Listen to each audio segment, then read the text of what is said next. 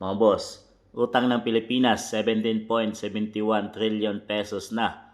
Makyat na sa 17.71 trillion ang kabuang outstanding debt ng Pilipinas sa pagtatapos ng 2025 ayon sa Bureau of Treasury. Mas mataas ito ng 1.66 trillion o 10.32% kumpara sa 16.05 trillion na naitala sa pagtatapos ng 2024.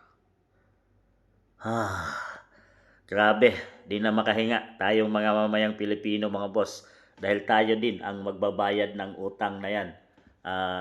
Sinasabi nga mga boss no na bawat isa sa ating mga Pilipino ay mayroon na tayong utang na 100 plus thousand.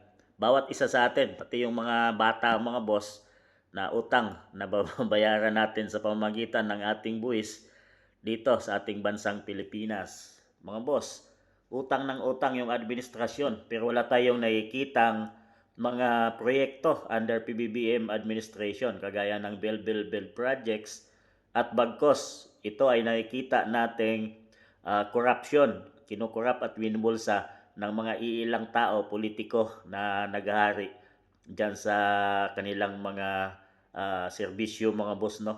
At ito ay grabe, napakalaki na, lumalaki ng lumalaki per year mga boss at wala tayong nakikita kung nasaan na ba napunta ang mga napakalaking perang ito mga boss at wala naman tayong nakikitang mga proyekto, mga proyektong inilalaan sana ng PBBM administration para sa ating mamayang Pilipino.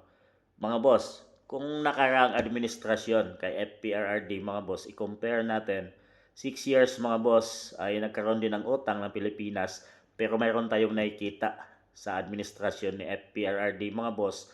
Marami siyang build projects na ginawa mga boss. Partida pa, nagkaroon pa ng pandemic sa ating bansang Pilipinas na pinakamalaking dilubyo yun mga boss no, sa buong mundo. Pero nakasurvive pa rin ang administrasyon. At ngayon mga boss, ay nakikita natin ang mga ginawa ni FPRRD at napapakinabangan ng mga taong bayan gaya ng mga tulay, mga buildings na hanggang ngayon ay nakikita natin under FPRRD administration legacy mga boss. Pero dito kay PBBM mga boss, lumalaki yung utang pero di natin alam kung nasaan na yung perang ito mga boss. At balita pa nga na ibinenta ni PBBM ang gold reserve ng ating bansang Pilipinas. So nasaan na napunta ang pinagbintahan nun mga boss. So yun nga ay di natin alam at wala silang sinasabi kung nasaan na napunta yon at saan ba nagamit. Dahil dito sa administrasyon na to mga boss ngayon, di natin nakikita yung pera na inutang at ginastos nila dito sa mga para sa mamayang Pilipino na makikinabang mga boss at mga build projects sana. So mga boss, kawawa tayo mamayang Pilipino at talagang pasadatin ang utang na to at tayo din ang magbabayad nito na wala tayong nakikitang kung nasaan na ba to itong mga perang to dahil wala ngang build projects ang administrasyong PBBF. Kayo mga boss, kayo na ang humusga.